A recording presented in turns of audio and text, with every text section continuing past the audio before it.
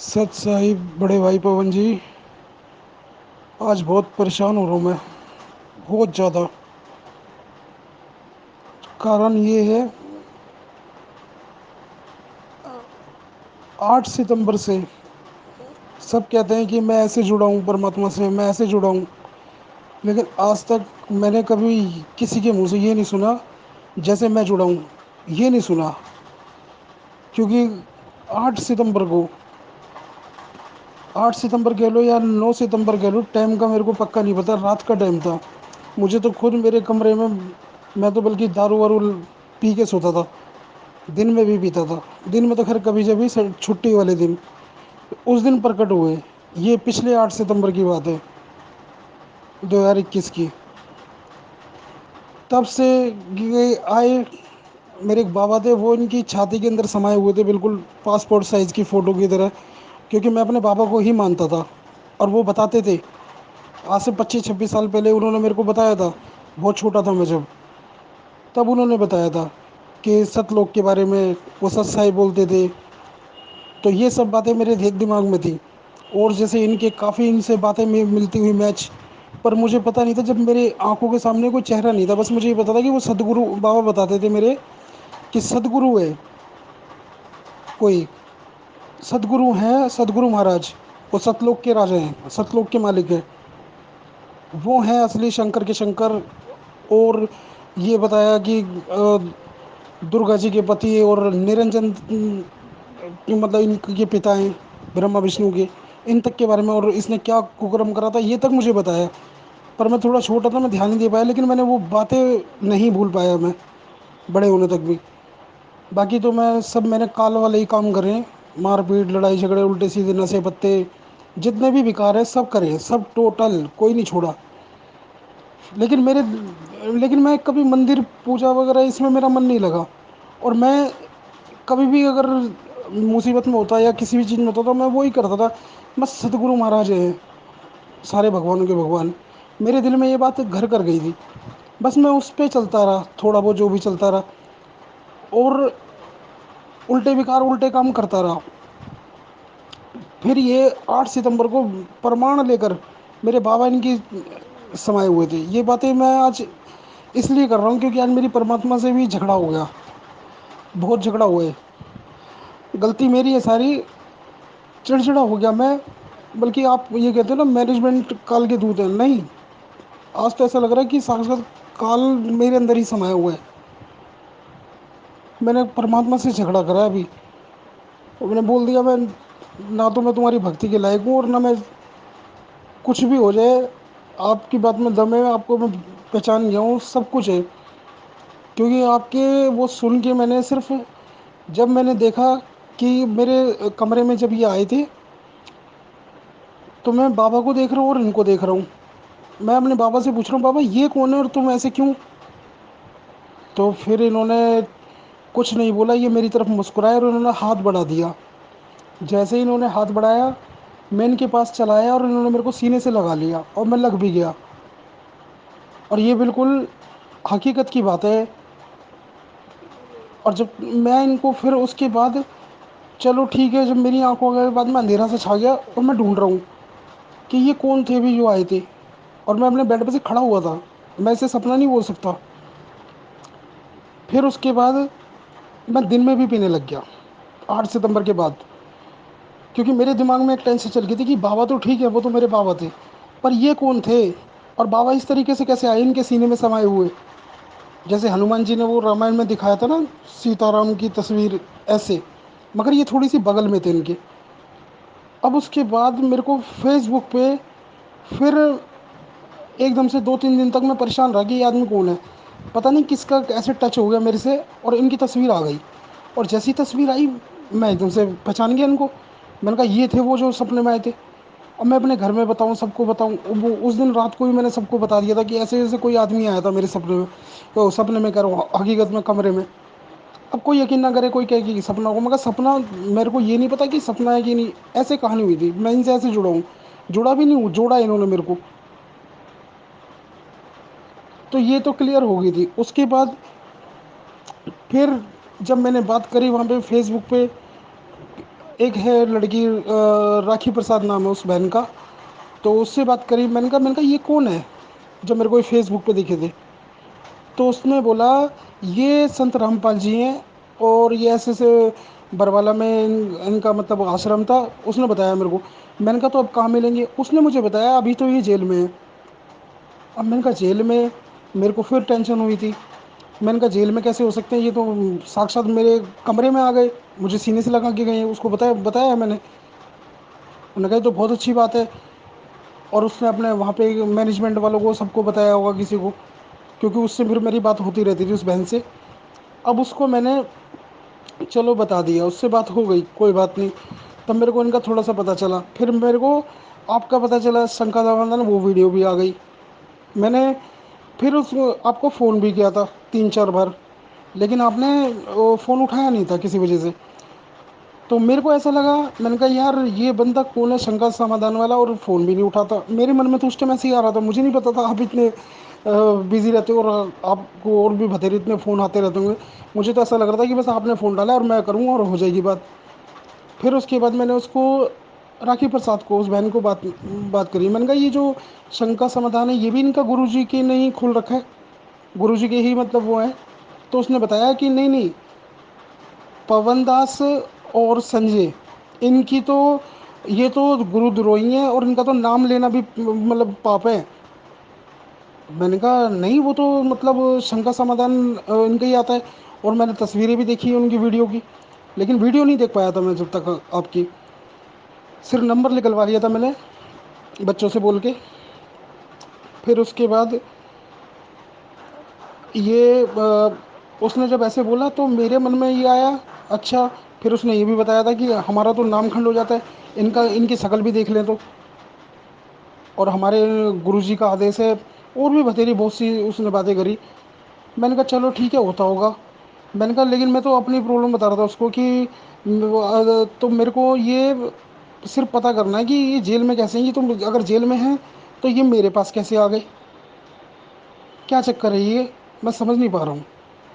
तो यही सब कारण जानने के लिए फिर उससे मेरी बात नहीं हुई। उससे मेरे को उसका जवाब तो बस उतना ही था कि भाई गुरु दुरोही है ये वो। फिर मैंने भी ख़त्म कर दी बात। फिर उसके बाद आपका वीडियो आया, तो सामने आया यूट्यूब पे, तो मैंने कहा चलो सुन ही लेता हूँ।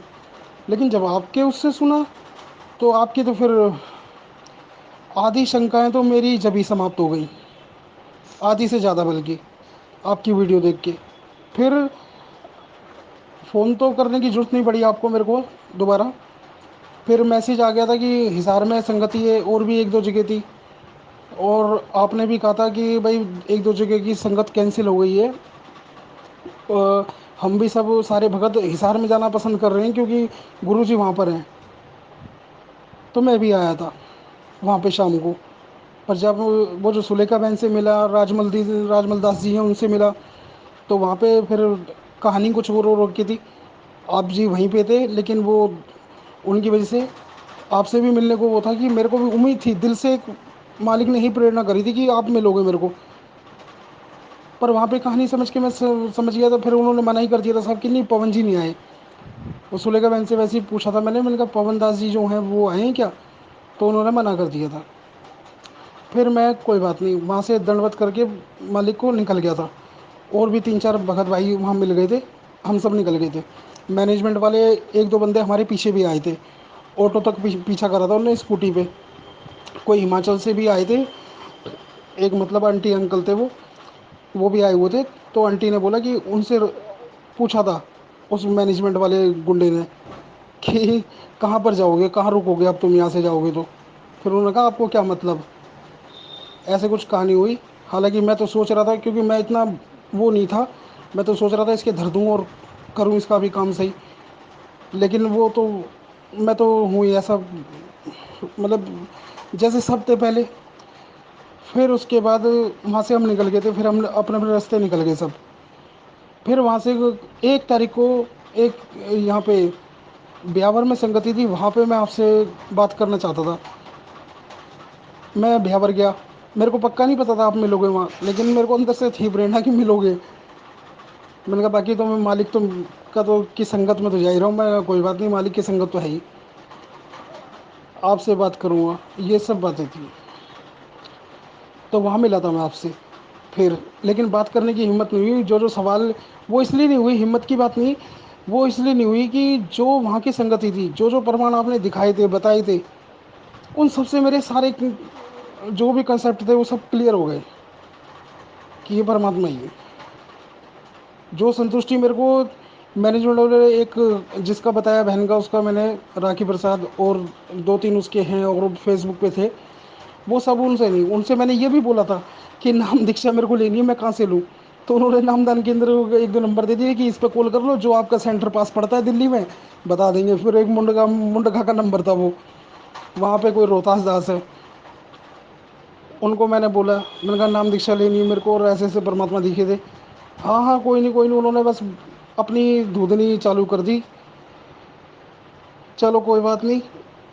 लेकिन परमात्मा का सत्संग मेरे को, मैं वैसे इतना मेरे को याद नहीं रह पाता, इतने सुनता हूँ इतने सुनता हूँ, मगर सब दिमाग से, लेकिन जब सुनता हूँ तो ऐसा लगता है हाँ सुन रखा है सुन रखा है।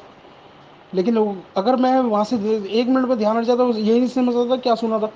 मगर एक सत्संग में मेरे को, जिस दिन मेरे को जाना था नाम दीक्षा लेने, तो मालिक का वही था कि वही वाला सत्संग जो आप भी दिखाते हो, कि दास के अलावा नाम देने का अधिकारी कोई नहीं है 21 ब्रह्मांड में, और जो जो भी ये सब ऐसे कर, इस पे पता नहीं मेरी बुद्धि कैसे अटक गई इस सत्संग पे। और कुछ दिन, 1 2 दिन बाद ही आपका भी वो मिल गया मेरे को। हाँ उसको मैंने राखी प्रसाद को फ़ोन करा, मैं कहा वो तो गुरु जी तो ये कहते हैं, तो उसने भी छूटते ही ये बोल दिया, लगता है आपने पवन दास जी की वीडियो देख ली है। मैंने कहा नहीं, परमात्मा खुद कह रहे हैं सत्संग में, कह रही ऐसा कुछ नहीं होता। फिर कुछ मेरे को अच्छा नहीं लगा कुदरती, फिर मैंने उन सब से ताल्लुकी वो कर दिया। मैं तो बस आपसे, आपकी वीडियो देख लेता हूँ, मेरे काम से हो जाता है। मगर आज जिस काम के लिए मैंने फ़ोन किया वो कुछ ज़रा अलग बात है। वो ये है कि मेरे से रात को बहुत गड़बड़ हो गई है। सारा ज्ञान भी समझ लेता हूँ, सारा वो भी कर लेता हूँ, और मन में भी ऐसा लगता है कि हाँ मैं बिल्कुल दृढ़ हो गया हूँ, लेकिन सब फेल है। रात को मैंने जहाँ पे दरबार लगा रखा है मालिक का, वहीं पे, हालांकि कई बार मैं बचा हूँ, मालिक से प्रार्थना करता हूँ बच जाता हूँ, लेकिन रात को ये कुकर्म करने से नहीं बचा। मेरी जो पत्नी है, हालांकि वो तो मेरे घर में तो कोई जानता था मतलब वैसे जानते हैं इनको, वैसे सब है, लेकिन बाकी कोई गौर नहीं करता इस बात पे। तो उसने बोला भी था कि यहाँ पे दरबार है, यहाँ पे ऐसी हरकत ठीक नहीं है, लेकिन मैंने उसके साथ दुष्कर्म कर दिया। और मेरा रात से इतना चिड़चिड़ा हो रहा मैं कि मालिक की दरबार के आगे भी और वैसे भी, मोबाइल में भी ना इनका सत्संग सुनने को वो हो रहा है, ना आपकी वीडियो देखने को मन कर रहा है, और रह भी नहीं पा रहा हूँ। लेकिन शर्म इतनी आ रही है दरबार में, आज मैंने जोत लगाते वक्त भी पता नहीं कैसे, इतना पानी पानी हो रखा था, इतना पानी, कि इतनी शर्म कभी ज़िंदगी में किसी काम को करते वक्त नहीं आई जितनी आज आई है। और फिर मालिक से झगड़ा हो गया मेरा आज अभी। मैंने कहा आपने इस काल को जो ब्रह्मांड दिए वो तो दिए, मगर ऐसी ये रजोगुण सतोगुण और ये तमोगुण, ये क्या है, ये ऐसा ये चीज़ क्यों मालिक आपने करी। और बताऊं, और इससे भी ज़्यादा मैं क्या बोल पड़ा मालिक से। मैंने कहा कि आपने, आप समर्थ हो, आप अंतर्यामी हो, घट घट की बात जानते हो, ये प्रमाण दे, मैं मान गया हूँ, लेकिन आप इस काल की भी तो जानते होंगे। जब ये आपने ये अंडा बनाया और जब करा कि छोड़ा था, तो आपको पता होगा वो क्रोध में आके जो भी है, परम अक्षर ब्रह्म, जो भी उसके कारण ऐसा होगा। और फिर ये आगे जाके 70 70 युग तपस्या भी करेगा, और ऐसी ऐसी चीज़ें, तो ये चीज़ें क्यों दी आपने, आप सब कुछ जानते थे। इस कारण से बहुत परेशान हो रहा हूँ मैं, मेरा कभी कभी तो मरने को मन कर रहा है आज, या फिर बड़ा दुखी होके बोल रहा हूँ कि परमात्मा कुछ ऐसा करो कि मैं भूल जाऊँ आपको, मुझे नहीं रखना याद। क्योंकि मैं तो, आप वैसे ले जाने वाले नहीं, और ऐसे जाया नहीं जाए, इतने विकार भरे पड़े अंदर। अभी तक ऐसा लग रहा था 6 7 8 महीने ऐसे गुजरे मेरे बहुत अच्छे, बहुत निर्मल हो गया हूँ। जैसे मैं हर माता बहन को बिल्कुल साफ नज़र से देख रहा था। साफ नज़र से कैसे? नज़र तो वही गंदी जाती थी, लेकिन मालिक का ज्ञान आगे जाता था। उनके सत्संग भी आगे थे कि जैसे एक वो बताया था, एक एक माता थी, उसके बच्चे नहीं थे। फिर एक संत ने उनको आशीर्वाद दे दिया। कहा कि ठीक है, तेरे पुत्र हो जाएगा, लेकिन बच्चे हो जाएंगे, लेकिन पहला पुत्र मेरे को दे दियो। तो उस माता ने उस संत को पुत्र दे दिया पहला। फिर उसके एक दो पुत्र और हो गए और पुत्रियाँ हो गई। फिर वो वहाँ रहने लगा संत के पास, जो बड़ा वाला बच्चा था जो दे दिया था उस माता ने संत को। फिर एक दिन उसकी तबीयत खराब हो गई, कोई फोड़ा वोड़ा निकल आया था उसके। तब वो भिक्षा लेने के लिए गया था गाँव में, तो उसी घर में चला गया अपनी बहन की, अपनी माता के घर में। तो वहाँ उसकी बहन पाई, छोटी थी। तो जैसे वो दूधी वगैरह देख कर, छोटी छोटी, तो उसने सोचा मेरे गुरुदेव के फोड़ा हो गया है। तो ये वो ऐसे, तो ये सब चीज़ें करके जब उसने बाद में देखा था कि ओहो, ये तो मालिक इतना दयालु है कि जो आने वाली आत्मा है उसके लिए दूध पहले से ही तैयार कर देता है। ये सब बातें सोच के, और मैं अपने आप को साफ निर्मल कर लेता था, हो जाता था। लेकिन जो रात को मैंने कुकर्म करा है परमात्मा के दरबार में, परमात्मा को जैसे ही याद कर रहा हूँ तो नहीं बन रही बात। बहुत दुखी हो रहा हूँ, परेशान हो रहा हूँ बड़ा। मैं कह नहीं सकता क्या हाल हो रहा है मेरा। बंदी छोड़ सतगुरु रामपाल जी भगवान की जय हो। सत साई भगत जी, आपने इस ऑडियो में सारी बातें बताई हैं शुरू से लेके अंत तक। और वर्तमान में काल प्रेरणा से आपसे जो गलती हुई है अपनी ही पत्नी के साथ में, परमात्मा के दरबार वाले कमरे में ही आपने जो पति पत्नी संबंध स्थापित किए, उसको लेके अंदर से कहीं ना कहीं आप जी विचलित हो रहे हैं और आपके अंदर तरह तरह के विचार उत्पन्न हो रहे हैं। आपने परमात्मा को भी भला बुरा कहा, बहुत सारी बातें आपने बताई। आप कह रहे हैं कि मैं भक्ति भूल जाऊं, भगवान को भूल जाऊं, ऐसे ऐसे विचार आ रहे हैं। ये 4 दिन के विचार हैं भगत जी। ये केवल काल प्रेरणा से 4 दिन के विचार हैं। आप कुछ ना करो, चुपचाप बैठ जाओ, 5-6 दिन बाद में फिर आप इसी भक्ति पे आ जाओगे। आपके पास दूसरा ऑप्शन ही नहीं है। धर्मदास को परमात्मा मिले मथुरा में और गीता जी का ज्ञान समझाया, हकीकत बताई। उसके बाद में धर्मदास जी ने परमात्मा के साथ में उल्टे सीधे सवाल जवाब किए, परमात्मा अंतर ध्यान हुए। अंतर ध्यान होने के बाद में धर्मदास को पश्चाताप हुआ। और क्या बताया गुरु जी ने कि धर्मदास ने कहा कि परमात्मा पहले वाली तो भक्ति करने का जी नहीं करता बिल्कुल भी, क्योंकि आपने इन देवी देवताओं की जड़ समझा दी और आप हो गए अंतर ध्यान, आप मुझे मिल नहीं रहे, आगे का रास्ता मुझे कौन बताएगा। तो धर्मदास बीच में अटक गया। तो ठीक इसी प्रकार भगत जी, ये जो काल है ना, ये मन रूप में हर आत्मा के साथ में है, हर शरीर में है। और काल का तो काम है वो अपना काम करेगा पूरा। भगवान का काम है हमारे को भक्ति से जोड़ना, हमारे को नाम उपदेश देना, हमारे को सद्मार्ग बताना, आगे बढ़ने की सत प्रेरणा देना। और काल का काम क्या है?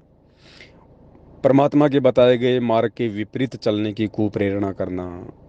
भक्ति में हमारा मन ना लग जाए इसलिए हमसे कोई न कोई कुबद करवा देना, हमारे मन में तरह तरह के कुविचार उत्पन्न कर देना।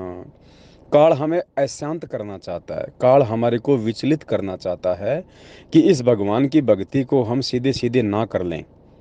तो इसमें भगत जी विचलित होने की जरूरत नहीं है। काल का जो काम है वो काल कर रहा है, लेकिन आपको उस काल के ऊपर विजय प्राप्त करवाने के लिए, उस काल की इन सूक्ष्म चाल को काटने के लिए भगवान ने जो तत्व ज्ञान रूपी अस्त्र शस्त्र दिए हैं, आप उनका भी तो प्रयोग करो।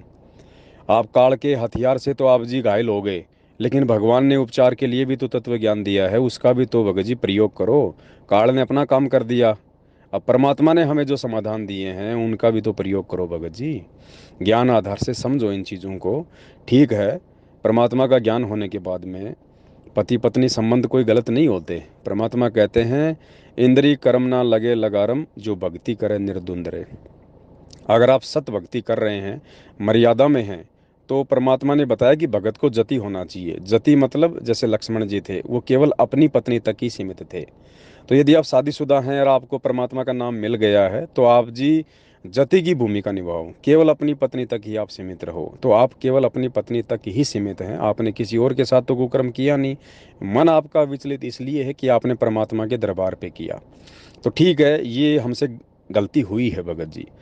इस भक्ति मार्ग में आने के बाद यदि हम शादीशुदा हैं तो दो चीज़ें हमें गांठ बांध लेनी चाहिए। पहली बात तो अपनी स्त्री के अलावा हम किसी और की तरफ को दृष्टि ना डालें, हम किसी और के अंदर ऐसे काम वासना वाले भाव ना लेके आएं। दूसरा, हम अपने घर पे भगत जी, विशेषकर जहाँ परमात्मा का दरबार है, और दिन में हम किसी भी प्रकार की कोई भी रति क्रिया से हम बचें। अगर ऐसी कोई बाधा है तो परमात्मा ने रात्रि बनाई है भगत जी। दिन में हम जो है पति पत्नी संबंध वाले जो कर्म है वो ना करें, ये हम विशेष तौर से ध्यान रखें। और परमात्मा जी के दरबार में तो विशेष तौर पे हम केवल अपनी जो भक्ति भाव है, जो पूजा पाठ है, उसी के लिए हम रहें। अब यहाँ सवाल एक नया खड़ा हो जाएगा, बहुत सारे भगत भाई बहन ऐसे हैं जिनकी आर्थिक स्थिति कमज़ोर है, या जो किराए के मकान में रहते हैं, केवल एक ही मकान है, रसोई है, बाथरूम है, अब उनको खाना भी उसी मकान में बनाना पड़ता है, रहना भी उसी मकान में पड़ता है, पति पत्नी हैं, बच्चे हैं, तो फिर उनके सामने समस्या आ जाएगी कि साहब हमारे पास तो एक ही मकान है, हमें तो उसी मकान में सब कुछ खाना पीना रहना करना पड़ता है।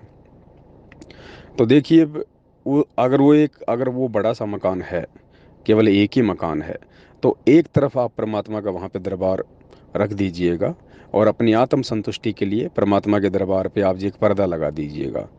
और एक मजबूरी है आपकी, परमात्मा भी जानता है, समझता है इस चीज़ को, अंतर्यामी है मालिक, और मालिक को दंडवत प्रणाम करके यदि कंपलसरी हो तो वो रति क्रिया करने से वहाँ फिर कोई दोष नहीं है, क्योंकि एक तो मालिक अंतर्यामी है, परमात्मा को पता है कि भाई इसकी मजबूरी है। और दूसरा, परमात्मा का दरबार कुछ आप इस प्रकार से लगाएं कि उनका जो दरबार का जो मुख है वो आपके सोने के स्थान से थोड़ा सा भिन्न हो, थोड़ा सा साइड में हो, और एक पर्दा लगा दीजिए वहाँ परमात्मा का। और दिन में कोई भी क्रिया करने से हम बचें। और काल तो भगत जी तोड़ने का प्रयास करेगा, इसमें कोई संशय नहीं है।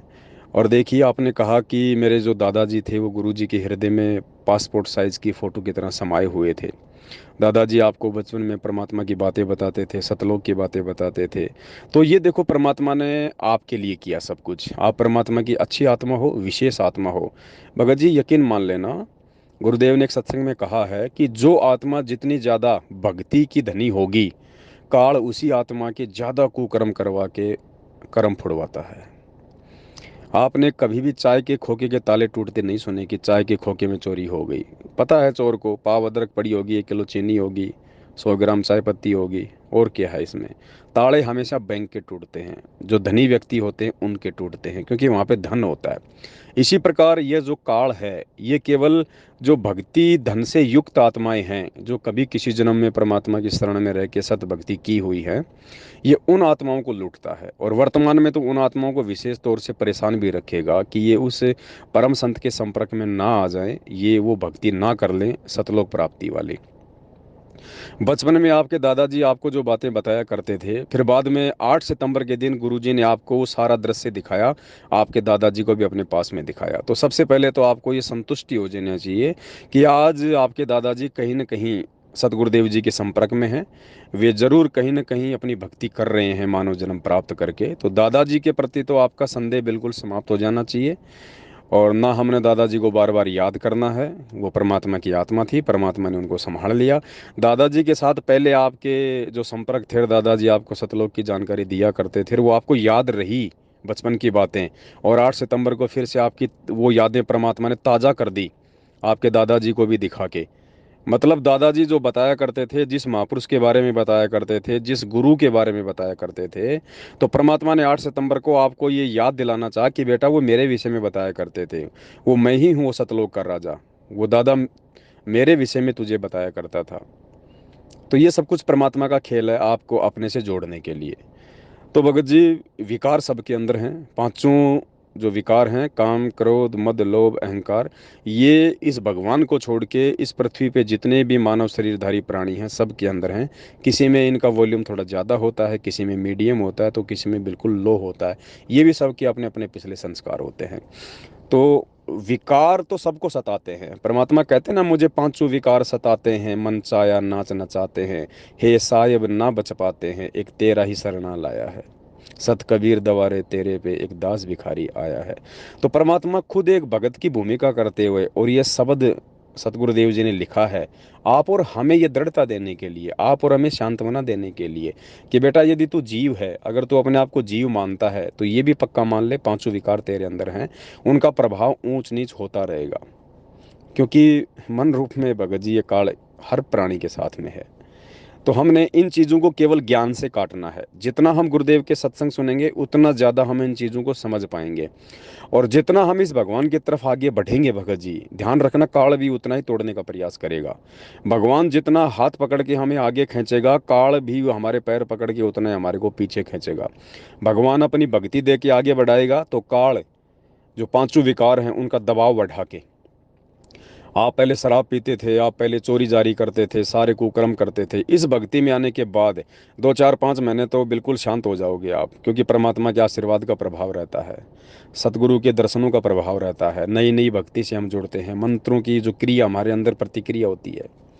और उसके बाद जैसे ही साल 6 महीना में बीत जाता है, धीरे धीरे हम थोड़ा भक्ति में रुचि भी कम कर देते हैं, सांसारिक कामों में ज़्यादा व्यस्त हो जाते हैं, तो धीरे धीरे फिर मन का प्रभाव होना शुरू हो जाता है। जैसे कोई साफ़ सुथरा कमरा है, उसको गुरुजी कहते हैं 5 4 दिन तक आप उसको खोलो मत, बिल्कुल पैक करके रखो, चाहे शीशे लगा के।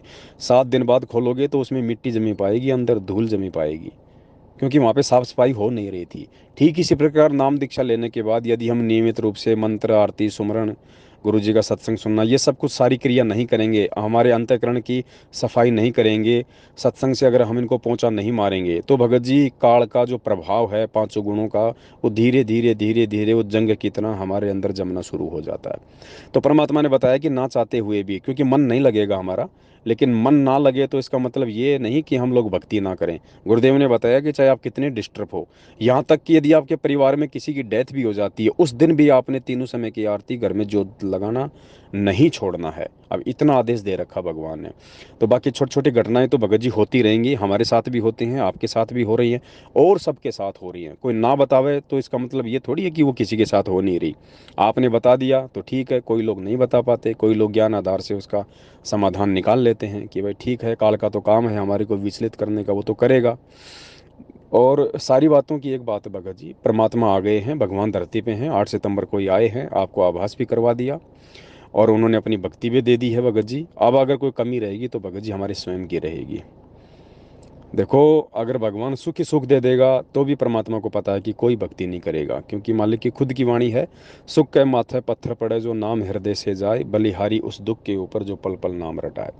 भगत जी ये दुख ही हैं इस कलयुग में, वर्तमान में, जिसके कारण हम इस भगवान को जान पाए, पहचान पाए। ये दुख ही हैं जो हमारी आत्मा ने भगवान को पुकारा, क्योंकि सुखों में तो ना आत्मा भगवान पुकारती है ना मन पुकारता है, मन तो पुकारेगा कहाँ से। इसलिए परमात्मा कहते हैं सुख के माथे पत्थर पड़े जो नाम हृदय से जाए, और बलिहारी उस दुख के ऊपर जो पल पल नाम रटाए। वो दुख भला जिससे गुरु जी याद आते रहें, परमात्मा की भक्ति याद आती रहे भगत जी। अगर सुख दे दिए तो कोई भी इस परमात्मा की शरण में नहीं रहेगा, गुरु जी को पता है इस बात का। हम तो जीव हैं, हम तो सोच लेते हैं परमात्मा मेरा बस ये काम हो जाए, फिर तेरी भक्ति मैं अच्छे से करूँगा, डट के करूँगा, टाइम पे करूँगा। मालिक को पता है ना, जैसे सुख हो गया तुरंत मन बैठ जाएगा अंदर।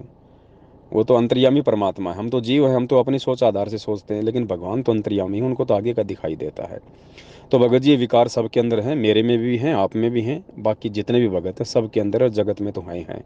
इन विकारों पे काबू प्राप्त करने का तरीका परमात्मा की भक्ति है। जैसे भी आपसे हो, टूटी फूटी, थोड़ी बहुत ज़्यादा करते रहो, छोड़ो मत। और तीसरा, आपने जो कहा कि आपने काल क्यों बनाया, आपने मन क्यों बनाया, आपने ये विकार क्यों बनाए।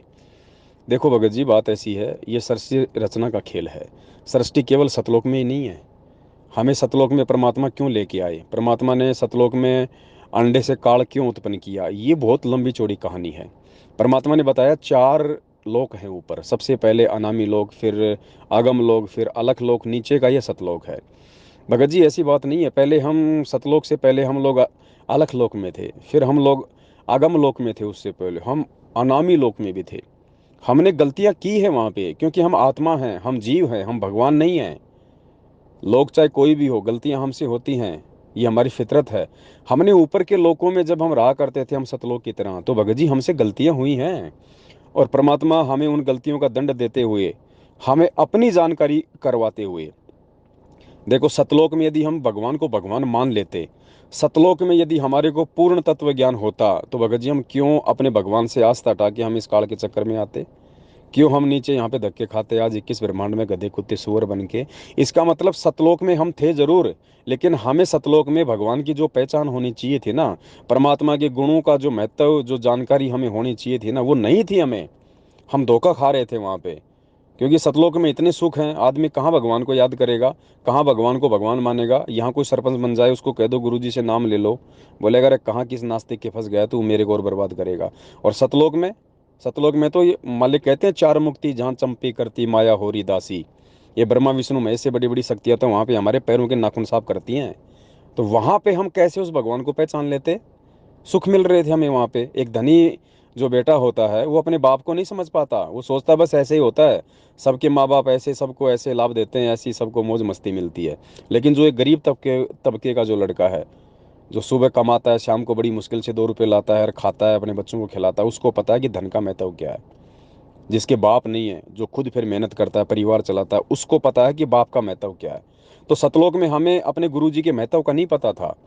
तो ये महत्व याद दिलाने के लिए कि भगवान क्या वस्तु होती है, भगवान क्या है, भगवान के क्या गुण हैं, भगवान को किस भाव से देखना चाहिए, भगवान की कैसे पूजा करनी चाहिए, तो ये सारी चीज़ें हमें याद दिलाने के लिए, हमें आभास करवाने के लिए। कहीं हमने गलती, हमने कोई सतलोक में गलती थोड़ी करी है भगत जी। हमने ऊपर के लोकों में जब हम रहा करते थे वहां भी हमने गलतियां की हैं, जिसकी सजा पाते पाते पाते पाते हम सतलोक में आए।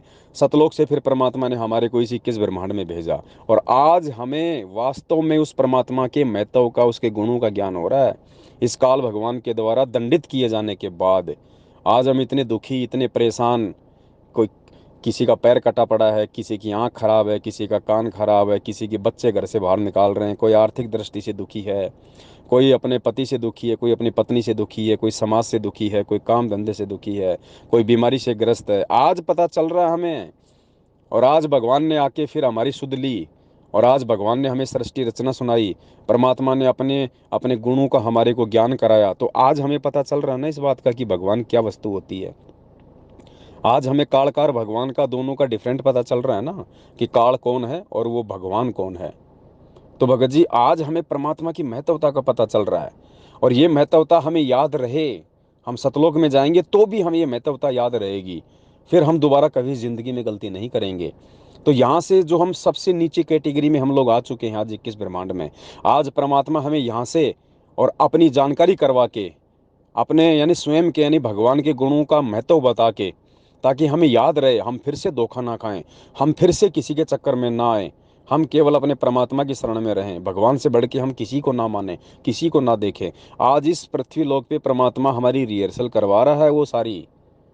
और जब हमें ये सब कुछ हमारी, क्योंकि देखो भगत जी कोई भी चीज़ होती है ना वो आत्मा ने स्वीकार करनी होती है। शरीर तो आज इंसान का है, कल छूटेगा, दूसरे इंसान का मिल जाएगा। ये शरीर से कोई लेना देना नहीं है। शरीर का तो काम केवल इतना है कि इसमें आत्मा प्रवेश है और हम केवल भक्ति कर पा रहे हैं। अंदर से परमात्मा आत्मा को रिचार्ज करता है, आत्मा को रिचार्ज करता है परमात्मा। जैसे भगत जी मान लीजिए 2 मोबाइल हैं, एक मोबाइल आपका फूट गया, और जब मोबाइल फूटा उस समय उसकी बैटरी 70% चार्ज थी। अब मोबाइल तो फूट गया, मोबाइल समझ लो ये शरीर है, और अंदर से जो बैटरी है वो समझ लो आत्मा है। तो जब वो मोबाइल सही था, हमने उसको चार्ज किया और 70% तक वो चार्ज हो गया था। किसी कारण से मोबाइल घर की छत से नीचे गिर गया, वो फूट गया, किसी काम का नहीं है। अब हम यदि उस मोबाइल की बैटरी को निकाल के ठीक उसी दूसरे मोबाइल में डालेंगे, तो भगत जी बैटरी तो 70% ही दिखाएगा। ठीक इसी प्रकार हमारे जो ये शरीर हैं, ये भगत जी हमें नए नए मिलते रहते हैं, लेकिन अंदर से परमात्मा जो अपनी आत्मा को चार्ज कर देता है भक्ति से, बीच बीच में मिल के नाम दीक्षा दे के, वो जिस स्तर पे चार्ज हो जाती है वो उतनी चार्ज रहेगी।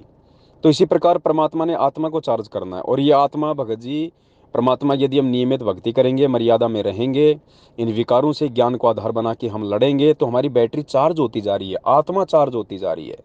और आत्मा जब फुल चार्ज हो जाएगी, और आत्मा उसी समय फुल चार्ज हो जाएगी, सबसे पहले तो गुरु को भगवान माने, गुरु के अलावा किसी में भी कोई आस्था ना रखे। परमात्मा कहते हैं गुरु सेवै कोई चतुर सयाना, गुरु पढ़तर कोई और नाना। गुरु के समान दूसरा कोई नहीं होना चाहिए।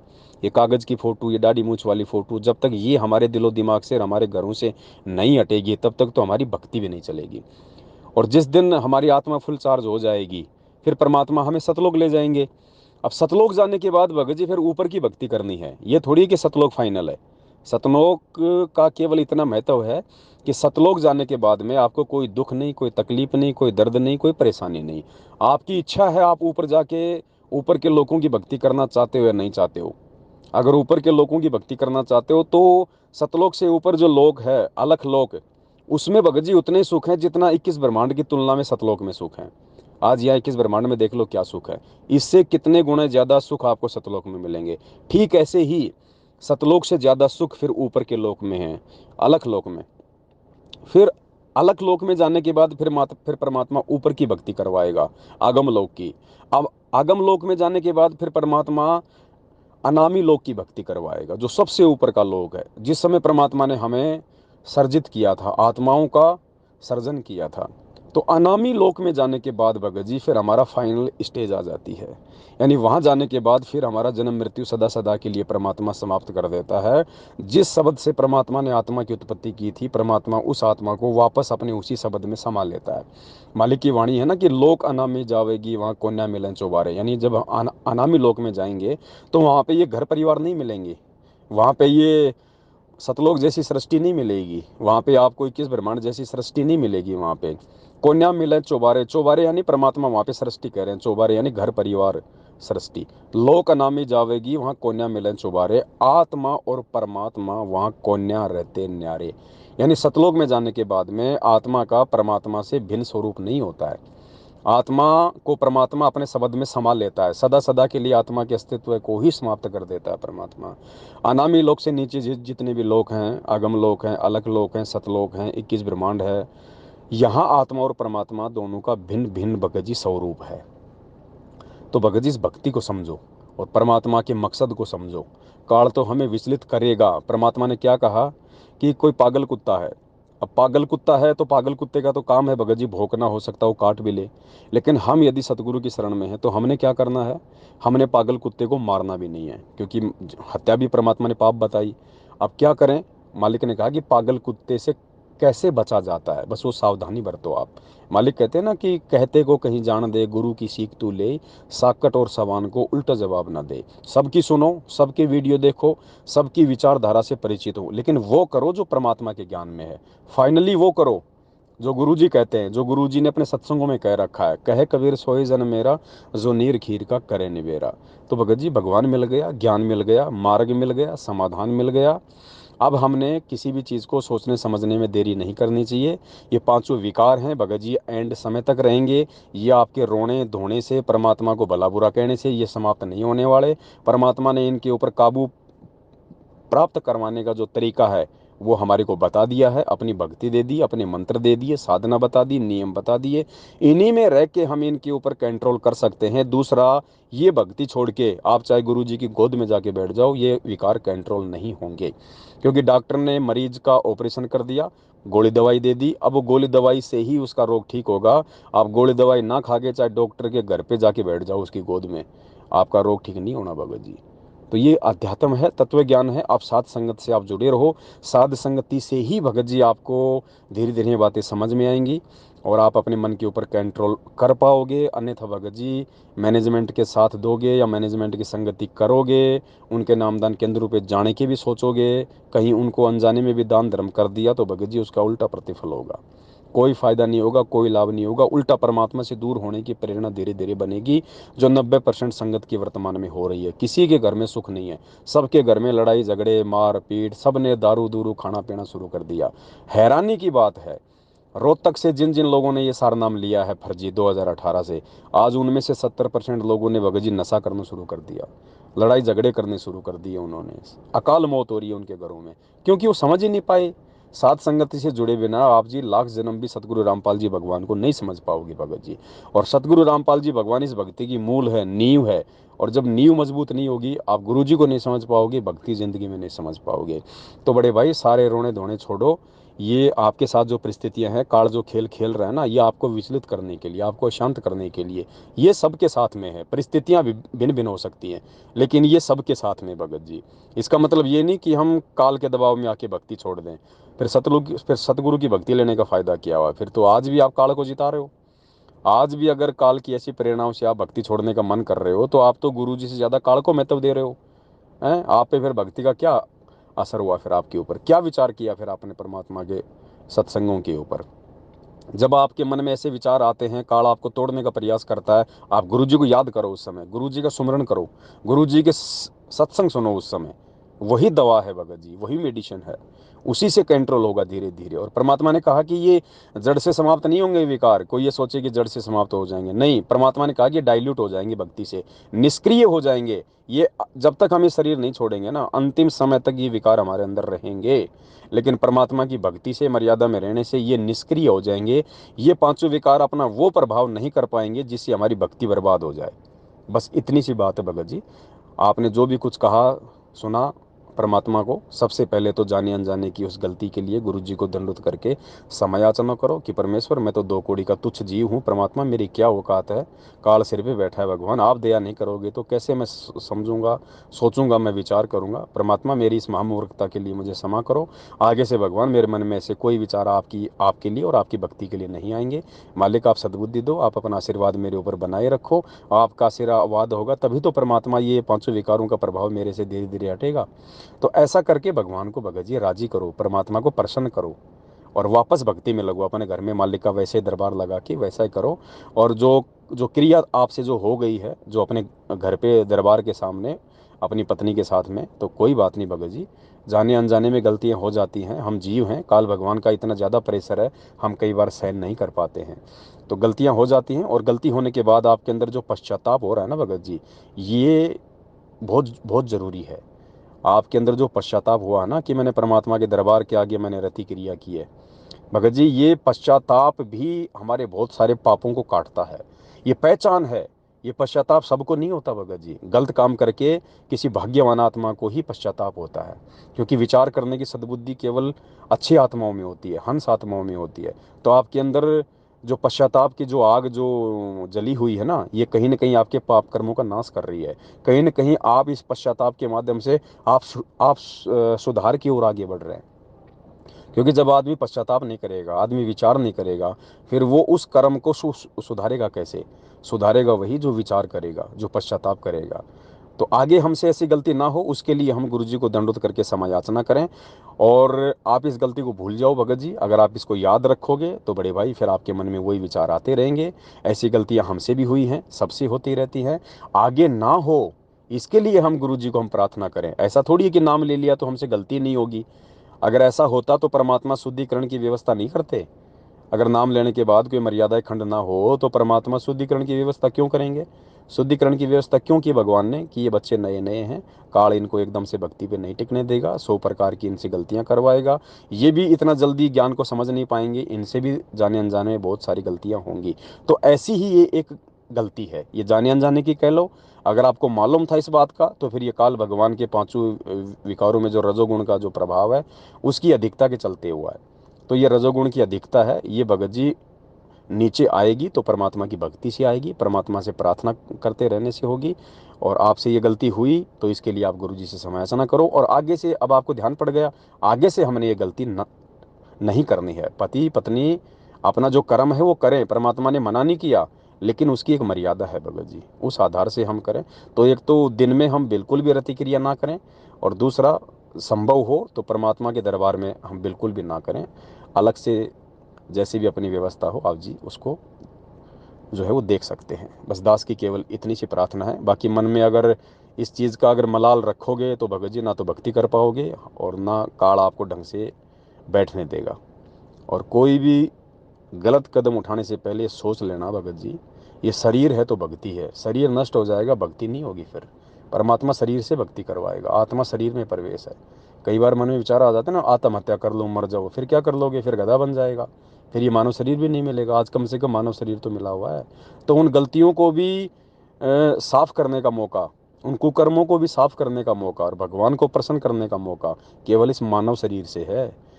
परमात्मा कहते हैं इस देही को देवालोचय सुर नर, मतलब देवता भी शरीर को प्राप्त करने के लिए रोते हैं। अब सोचिए शरीर का कितना महत्व है, और हम इसकी महत्वता को ना समझ के बात बात पे भगवान को दोष देते हैं, शरीर को नष्ट करने की बात करते हैं। आत्महत्या कर लो, आत्महत्या करके क्या करेंगे भाई?